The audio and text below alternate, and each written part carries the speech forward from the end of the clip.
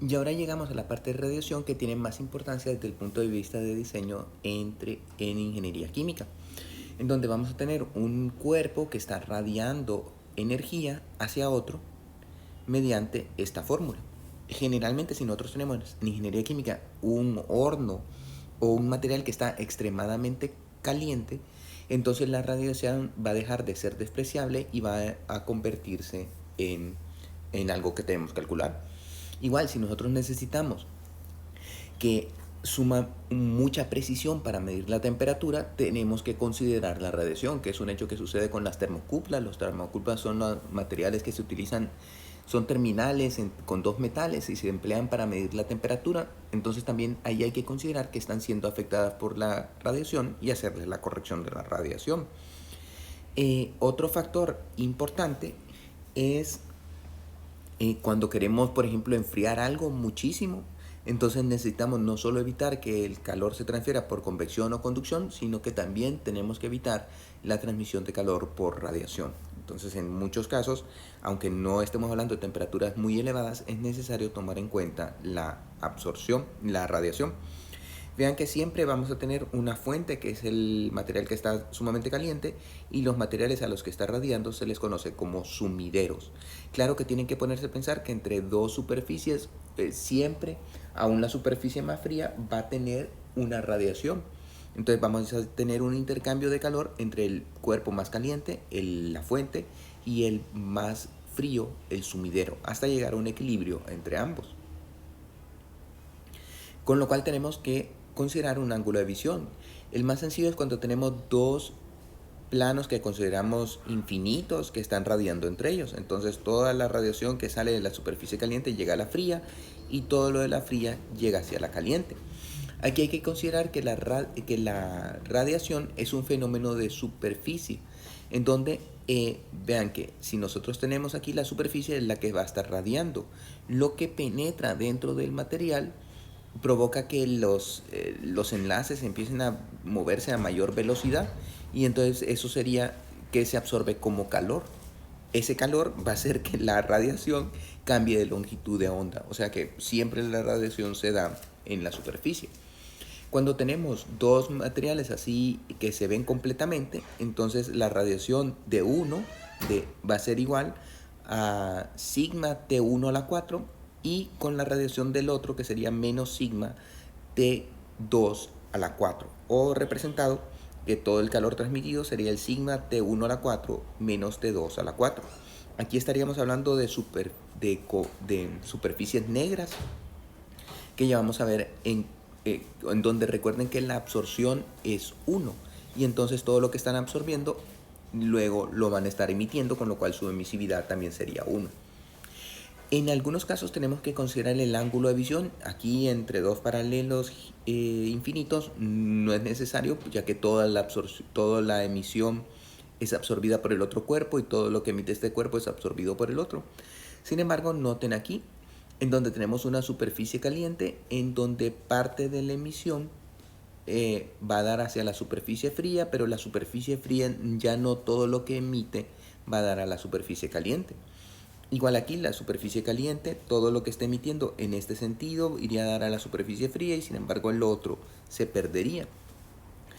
Ahora aquí vean que el mismo caso. Es más, en este caso hasta podría autoverse, o sea, la superficie caliente, lo que está radiando aquí, impactar sobre sí mismo. Y aquí tenemos una típica radiación en un equipo de intercambio de ingeniería química en donde están conectados mediante superficies refractarias. Entonces tendríamos que la superficie caliente está calentando los tubos, pero además también la parte superior, y están conectados por superficies en donde habría que hacer un tratamiento un tanto distinto. Con lo cual ahora lo que vamos a ver es este ángulo de visión. Para eso tenemos que considerar el efecto del cuadrado de la distancia. Vean que si este es el cuerpo que está emitiendo, entonces cuánto ya va a llegar a incidir sobre una área diferencial que tomamos dentro de la superficie que está recibiendo la radiación. Fíjense que esta área viene dado por esta ecuación. Tendríamos una distancia r y en donde el ángulo sería un ángulo phi. Aquí tenemos que la derivada de la intensidad va a ser igual a la de la intensidad, va a ser igual a la derivada de la intensidad cero, o sea, de la intensidad que sale por el coseno de teta. Por eso se le llama la regla de los cosenos, ya que al aplicar el coseno estamos determinando cuál sería toda la intensidad que incide sobre esta área diferencial.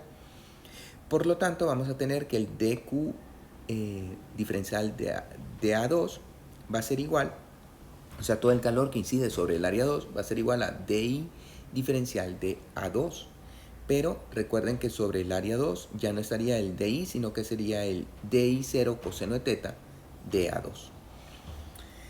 Ahora, entonces el DQ en el área 2 va a ser igual al DI0 coseno de teta, pero tendríamos que, para colocar el área, entonces empleamos esta fórmula. Por lo tanto, sería 2πr al cuadrado seno de teta diferencial de teta. Ahora, todo lo que está emitiendo el cuerpo 1 está siendo absorbido por la superficie 2. Entonces tendríamos que el poder emisor del cuerpo 1 va a ser igual al integral de todos los dQ en las diferenciales de área. Por lo tanto, va a ser igual al integral de 0 a pi medios de nuestra ecuación que nos define la intensidad con que está siendo recibida. Entonces, de esta manera. Al hacer los cambios necesarios, nos queda que el poder emisor de A va a ser igual a pi DI0 R al cuadrado.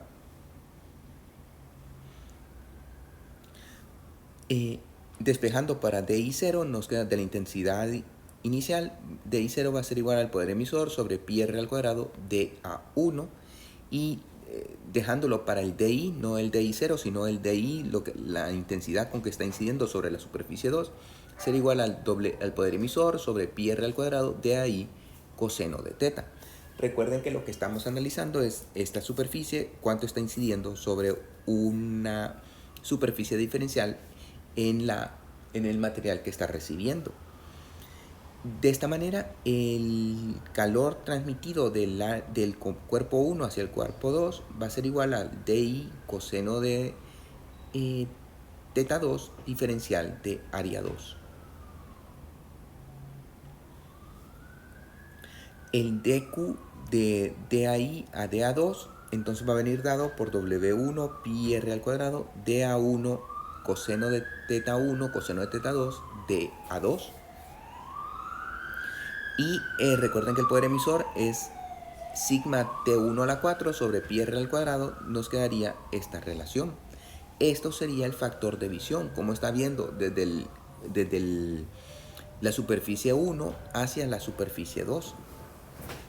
En este caso, vean que lo podemos definir de DA1 hacia DA2 o de DA2 hacia DA1, en donde la diferencia sería aquí la temperatura, que sería T2 a la 4, contrario aquí T1, pero vean que los ángulos serían los mismos. Y de hecho lo podemos definir ya como, debido a que 1 está incidiendo sobre 2 y 2 está incidiendo sobre 1, entonces el intercambio de calor entre 1 y 2 va a venir dado por sigma, la constante de Stefan-Boltzmann, la relación de los cosenos, el área sobre pi R al cuadrado y la diferencia de las temperaturas, T1 a la 4 menos T2 a la 4. Entonces ese sería todo el calor radiado. Recuerden que cuando teníamos cuerpos negros, entonces todo este término era igual a 1 y no se incluía. Sin embargo, ahora si no toda la radiación está incidiendo entre los dos cuerpos, entonces tenemos que calcular un factor de visión. De esta manera, el Q1 lo podemos representar como sigma, el área, en donde el área aquí podría ser cualquiera de las dos. Habría que definirlo para poder obtener el verdadero resultado. F, que se conoce como el factor geométrico adimensional, o el factor de visión o factor de ángulo, y la diferencia de las temperaturas a la 4. Definido de Q de 1 a 2, entonces sería sigma el área 1, el factor de visión de 1 hacia 2, T1 4 menos T2 4 a la 4.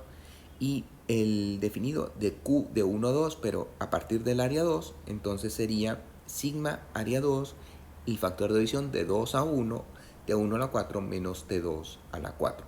De esto nos queda la relación que A1 por el factor de visión de 1 a 2 es igual a A2 por el factor de visión de 2, 1, con lo cual si conocemos las áreas, si conocemos un factor de visión, podemos calcular el otro. Y la sumatoria de todos los factores de visión, vean el cuerpo 1 que está incidiendo sobre 1, sobre 2, sobre 3 y así sucesivamente, la sumatoria de todos estos factores de visión va a ser igual a 1. Aquí tenemos una tabla que nos da los factores de visión, factores de ángulo F, y vean que un F barra, que ya vamos a ver en qué consiste. Aquí es para diferentes arreglos. Vean que radiación entre planos paralelos directamente opuestos. Entonces sería el 1, 2, 3, 4, radiación directa entre los planos, y la diferencia va a ser el lado o diámetro menor entre la distancia de los planos. El 5, 6, 7, 8 es planos conectados por paredes no conductoras pero radiantes. Entonces eso sería 5, 6, 7 y 8. El 1 y el 5 es discos. El 3 y el 7, el 2, 6 cuadrados, el 4, 8 rectángulos, el 3, 7, 2, 1 rectángulos, largos y estrechos. Entonces ahí tendríamos para diferentes arreglos típicos en ingeniería química. Ahora, cuando lo que tenemos es una superficie refractaria, tal como les presentaba una imagen, vean que la voy a volver a poner. Este caso, estamos conectados por superficies refractarias, entonces ya no se define únicamente un ángulo de visión, sino que se define un F barra 1,2, el factor de intercambio. Entonces el calor de 1 a 2, vean que ya vendría dado como sigma A1 F12 barra, y aquí definido a partir del área 1, y sigma A2 F21 barra, definido con el área 2, en donde el F12 barra va a ser igual a la área 2 menos A1 el F1 al cuadrado, el F12 al cuadrado sobre área 1 más área 2 menos 2 veces área 1 F12. Entonces de esa forma se define el factor de intercambio, que de hecho es lo que me estarían dando ya directamente en estos valores, en 5, 6, 7 y 8. Ahora, para las superficies no negras tenemos que considerar que la absortividad no va a ser igual a la unidad, y que también la emisividad no va a ser igual a 1. Entonces con eso tenemos que incluir que cuando están radiando dos materiales, el material 1, T14, va a estar emitiendo con una emisividad 1 y va a llegar al cuerpo 2, en donde este cuerpo 2 va a estar absorbiendo a una absortividad 1. Recuerden que si están en equilibrio térmico, alfa 1 va a ser igual a epsilon 1, pero no para materiales grises, en donde pueden estar a diferentes temperaturas. Y entonces el material, como es gris, va a variar y digamos que un cuerpo está a una temperatura T1 y el otro está a T2, entonces tendrían diferentes valores de emisividad y de absortividad, aunque sea el mismo cuerpo. De esta manera podemos llegar a la expresión, bueno, simplificando lo que Q de 1 a 2 es igual a sigma, definido con respecto a 1, epsilon 1 T1 a la 4 menos alfa 1 T2 a la 4. Y en caso de que A1 sea una superficie gris, entonces vamos a tener que 1, 2 va a ser igual a sigma, dije epsilon, a sigma área 1 epsilon 1 por la diferencia de las temperaturas elevada a la 4.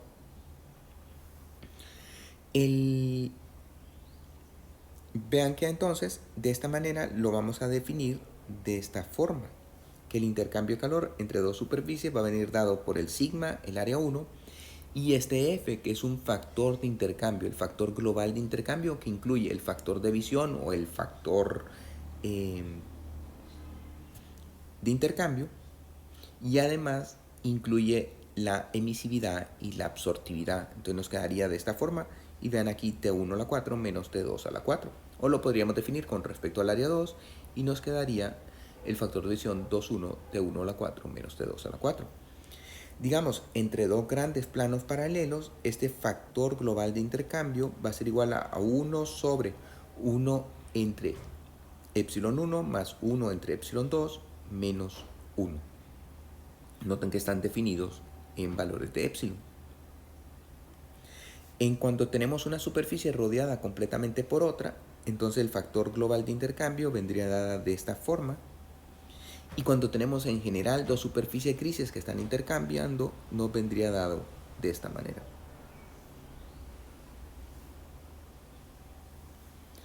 En la radiación a materiales semitransparentes, recuerden que los materiales semitransparentes dejan pasar la radiación. Entonces, en este caso, noten que toda la radiación que está entrando no tiene a dónde ir y al final quedaría totalmente absorbida, con lo cual estaríamos hablando de un material opaco. Sin embargo, en algunos casos, digamos el vidrio, ese vidrio deja pasar la radiación completamente. Ahora, ahí habría que tener mucha precaución, ya que el vidrio, digamos, la radiación del sol la deja pasar completamente porque viene a una cierta longitud de onda, mientras que una vez que está dentro de nuestro cuarto y el cuarto empieza a emitir, estará en otra longitud de onda, generalmente en infrarrojo, y el infrarrojo sí que llega a absorberse en el vidrio. Entonces el vidrio solo sería semitransparente, alguna de la parte de la radiación quedaría absorbida por el vidrio que empezaría a radiar hacia el interior de la habitación. Entonces eso es lo que se conoce como el efecto invernadero. En todo caso, en el material semitransparente, la derivada de la longitud monocromática sobre dx va a ser igual a un factor de absorción monocromático por la longitud monocromática. De esta forma nos va a quedar que la longitud en lambda sobre la longitud 0 lambda va a ser esta, se puede calcular por e a la menos mu monocromático x. Y de esta manera tendríamos que la longitud monocromática va a ser igual a 1 sobre mu monocromática. Aquí existe la relación que si estos dos términos son similares, el material va a ser que transmite. Si ya el mu es muchísimo mayor que la longitud de onda, entonces vamos a tener que el material es opaco, en donde toda la radiación al final se absorbe por el material. Ahora vamos a estudiar la transferencia de calor combinada por radiación, conducción y convección. Entonces todos los factores que hemos venido estudiando tendríamos que el Q, calor total sobre el área, va a ser igual a QC, en donde este QC es conducción-convección sobre el área, más QR, que es radiación. Entonces el convección-conducción lo podemos determinar como un HC TW menos T, un coeficiente de transferencia de calor de conducción-convección, más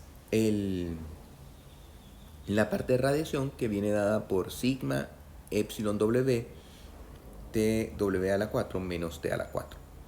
Generalmente se puede representar mediante esta forma en donde el calor total va a ser igual a un coeficiente convectivo, un coeficiente de radiación TW menos T, en donde el coeficiente de radiación va a ser igual a la relación de QR sobre ATW menos T, la diferencia entre la temperatura de la pared menos T. Aquí vamos a hacer algún trabajo matemático en donde recuerden que el calor de radiación es este término. Sin embargo, lo podemos reescribir de esta manera como sigma epsilon W TW al cuadrado más T al cuadrado por TW más T por TW menos T. Entonces nos daría este mismo término. Ahora, aquí si esta diferencia es sumamente grande, vean que el único término que nos va a interesar es el TW, que sería la temperatura de la pared que está radiando, o sea, la que está a mucha temperatura, y lo que estaría aportando el T sería despreciable. Por lo tanto, lo podemos reescribir como sigma epsilon W, 2T al W al cuadrado, 2TW, y TW menos T, que lo dejamos para poderlo anular con el término correspondiente. Y entonces nos queda de esta forma, y de esa manera el coeficiente de radiación lo podemos calcular muy cercanamente mediante esta fórmula, donde sería 4 sigma epsilon W TW al cubo. Y finalmente la radiación en la ebullición de película. Recuerden que en la ebullición de película tenemos que la temperatura para determinar el coeficiente es sumamente elevada. Entonces, en ese caso también se va a estar dando radiación. Ya habíamos visto que el coeficiente de radiación lo determinamos el HR, El coeficiente de radiación lo determinamos, bueno, este coeficiente de radiación sería el que determinamos a partir de aquí, pero también tendríamos un coeficiente H0, que sería el coeficiente dado por la ebullición en película. Entonces esto lo determinamos según el capítulo de la ebullición de película, y a partir de ahí determinamos nuestro coeficiente convectivo, nuestro coeficiente total, que vendría dado por esta relación. Pueden ver que el HC está tanto al lado izquierdo como al lado derecho, entonces lo tendríamos que hacer mediante prueba y error. Ahora les pido que resuelvan los problemas. Vean que el 14.1 es para 2 personas, el 14.2 con el 3 es para 2 personas, del 14.4 al 14.9 es para 1, el 14, vean que aquí puse 10, disculpen, el 14.10 y el 11 es para 2 personas, y el 14, 12 y 13 es para 2 personas. Ahora mismo les abro el foro. Sin embargo, el día de hoy solo pueden escoger los que no resolvieron en el capítulo anterior. Ya si quedan libres para mañana, entonces sí que podrían resolverlos cualquier persona. Con esto hemos concluido la segunda unidad. Los problemas están para que me los envíen el martes, y entonces les voy a abrir también para que escojan la fecha del examen. La fecha del examen puede ser el jueves de la próxima semana, o podría ser que la próxima semana es la última de julio, o podría ser el lunes, el martes o jueves de la siguiente semana, que sería la primera semana de septiembre. No se preocupen, ya para su examen tendrán revisado el primer examen y su primera nota.